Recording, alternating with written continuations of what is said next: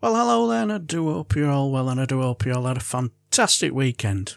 As I was playing with my looper pedal and with my guitar on Friday night, I had one ear on the Nick Abbot show, looking forward to hearing his 5 minutes or so of taking the piss out of not only the disaster of the North Shropshire by-election, but also taking the rise out of the gift that just keeps on giving, this extreme Brexit Tory government and our dear leader, our self-entitled Etonian prick, Alexander Boris de Peffel Johnson. Now, not only did Brexit realities rear its ugly head in the monologue, but some rather fruity language. So if you have a nervous disposition and have a tendency to clutch your pearls when the air turns a tad blue, you should cover your ears and turn away right now. Pete says this week it's as though Bozza has been lining up material for you in time for Christmas. You must not know where to start this evening. Well, let's start at the very beginning. It's a very good place to start. Do not adjust the colour on your television sets. Tories' faces really are that shade of red. Red-faced Tories went puce under the lights of the television studios as they sought to explain that the result of a by-election wasn't anything really, probably a miscount or an error caused by the electorate forgetting to take their reading glasses to the polling booths.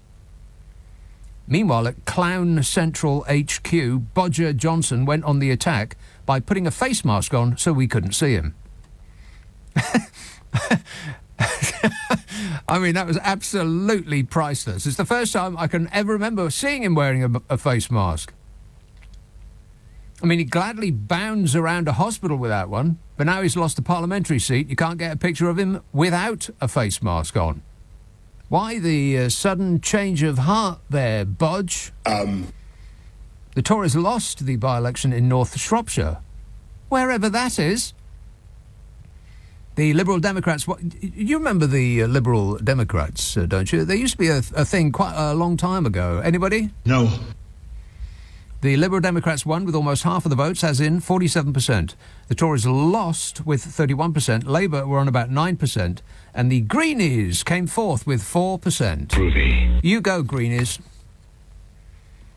And the number that I was interested in was the turnout. I thought, is it going to be like 15%, 20%, something like that, some moribund turnout? But no, it was a fairly respectable 46%, which, considering the virus and the weather and all that, wasn't too bad. I mean, it's awful, of course. Less than half the people could be bothered to actually walk 10 yards down to their voting, their place of voting, and spend 10 seconds putting a cross on a piece of paper. That's just absolutely shocking, isn't it? After everything that's been going on.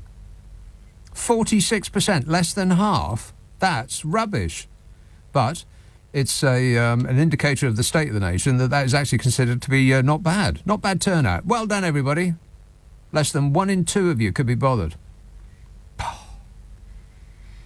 But the good people of North Shropshire, I mean, it took them a while, but they've finally had the chance to reflect on their votes for the Conservatives at the last election, and, of course, Brexit at the referendum. How's Brexit going for you, by the way, you North Shropshire farmers? Brexit's going great. Glad to hear it.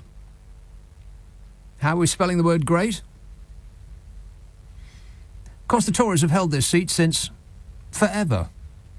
And only now that we have a government as respected and reliable as that run by the dear leader, have the people of North Shropshire been shown the error of their ways.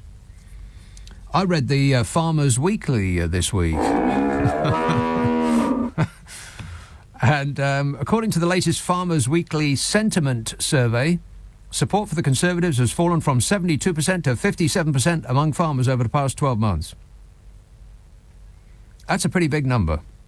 From 72% to support to 57% support. And my first thought was, seriously, 57% of the farmers of this country still support the Conservative Party? Have you people been huffing nitrates?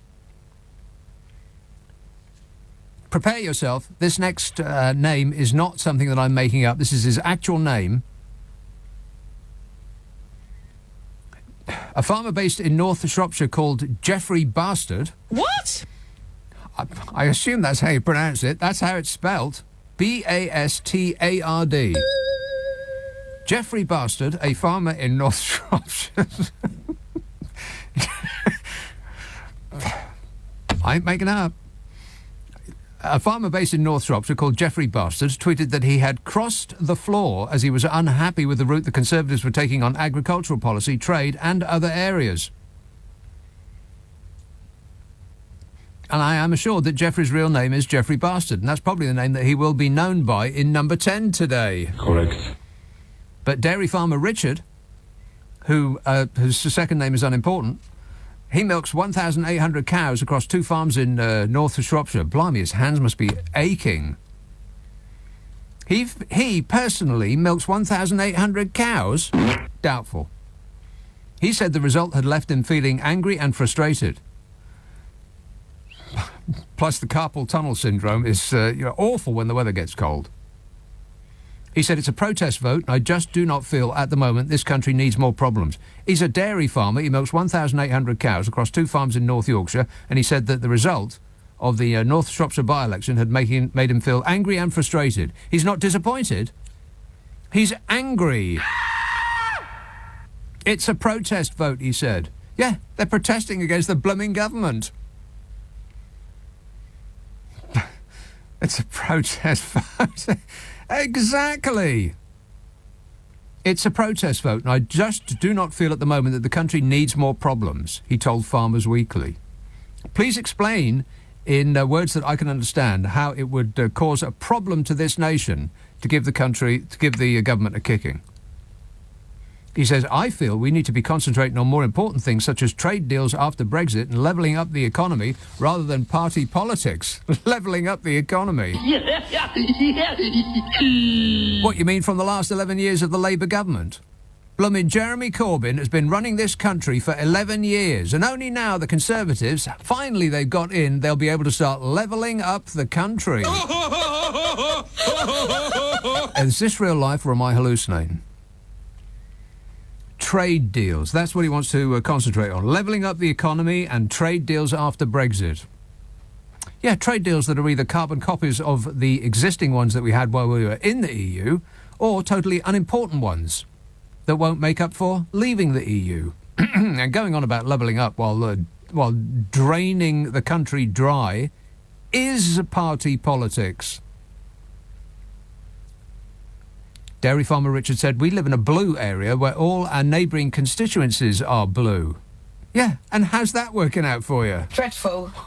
Yes, exactly. How has the last 11 years under the rule of this extreme Brexit Tory government gone for you and your 1,800 cows, eh? As the old saying goes, if you vote for the face-eating party, don't get too upset when the face-eating party starts eating your face and all of your already milked livestock. But I do have a little question for you all. Do you think Peter Bone is right to arrogantly say we will win it back in the next general election, or is he just being typically arrogant into thinking that this is just nothing but a protest vote? Let me know what you think in the comments below. And I shall leave the video here. Until the next time, I shall bid you farewell and take care.